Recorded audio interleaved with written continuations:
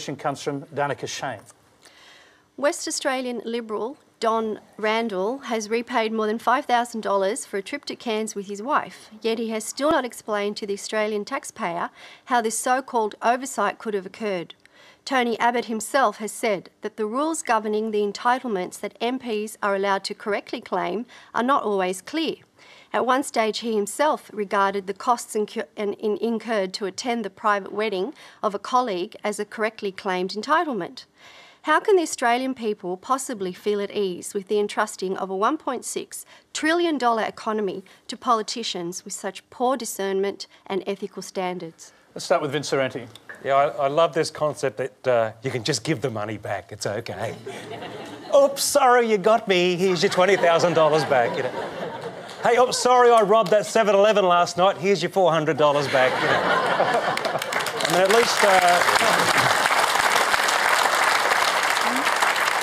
at least Silvio Berlusconi paid for his own Bunga Bunga parties. Now, Amanda, did you go to one or not? I need to know. You know. Whose money did he pay with, you want to ask?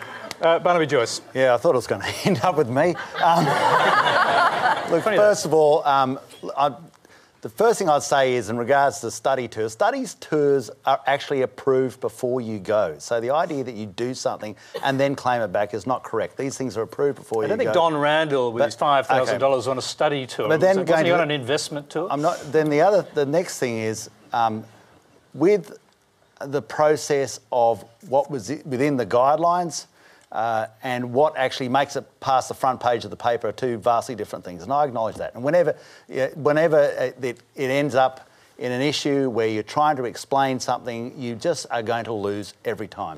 For instance, I arrived here tonight in a Commonwealth car, in the dreaded Commonwealth car. I don't know whether explicitly in the guidelines I'm allowed to do that, right? It's an assumption that I'm allowed to do that. Later on, I will go upstairs with Tony and the rest of the guests and we'll have a beer. Is that correct? No, because we don't have an upstairs. Oh, well. We'll go. We'll go to the casino on that car. Just hear me out. We'll go beside here and I imagine we'll have a beer or a glass of wine. So then it becomes a social function. And then I will stay in a hotel tonight, which definitely the taxpayer will pay for.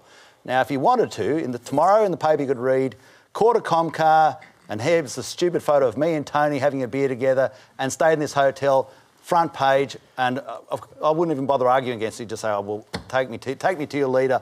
I came second in that one. But people might make the error of judgment to think that you'd actually come here to discuss government policy. But, well, then, so what do? Do we pro-rata it? I mean, so the whole thing becomes a vagary where we are held to account because it is your money. I totally acknowledge that. We have to be completely and utterly diligent. But it is, if people want to become more refined in how it's dealt with, I'm all for that. But if you work within the guidelines and you do something that is legal, then we're never going to win this debate. You get held up for because it just doesn't look right. Barnaby, you did win the debate in one sense, and that you actually claimed you saved the taxpayers' money by flying to India in Gina Rinehart's private aeroplane. Well, no, OK, no, that's fair enough, but let's deal with this. The taxpayer did not pay for me to go to that wedding, and that was always the assumption that they show all the festivities, which is part of how you do business in Southeast Asia. I acknowledge that. That's all part of it. But the taxpayer didn't pay for that. But you had to get back again. There's the trick. And they did pay for that. But that was pre-approved. Before I went, that trip to Malaysia was approved. Right. I decided to take it as I came back. OK, Rabi Sadiq, how does this look to a lawyer? Not specifically this story, but the general picture. Dodgy? I agree absolutely with you, Danica. You know, we elect our government and our ministers, and we expect them to not only be leaders, but to be example setters. And they have a responsibility to do so. They need to be transparent, they need to be whiter than white, and they need to be accountable. They do have the luxury, you know, as Vince made a serious point in his joke, and that, you know, they have the luxury of when they're caught out, they can give it back. But it shouldn't get to that.